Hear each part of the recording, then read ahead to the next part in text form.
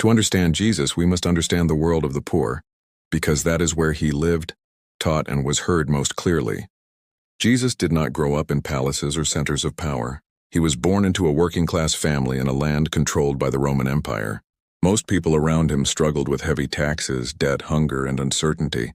Poverty was not an exception. It was the norm.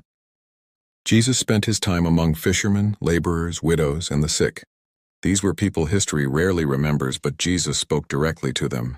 He listened to their pain and addressed their daily struggles, not abstract ideas. His teachings reflected this reality.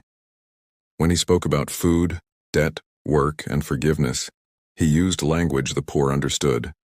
His message offered dignity to those society ignored. Jesus challenged systems that kept people trapped in poverty. He criticized wealth built on exploitation and warned against storing riches while others suffered. This was not just moral teaching. It was a challenge to social inequality. He also redefined value. In a world where status meant everything, Jesus placed the poor at the center. He taught that worth was not measured by possessions, power, or rank, but by compassion. This focus made his message dangerous. Empires depend on hierarchy. Jesus spoke of a world where the last could become first. The poor were not just his audience, they were his movement. They carried his words from village to village long after official history stopped paying attention. Jesus did not promise wealth.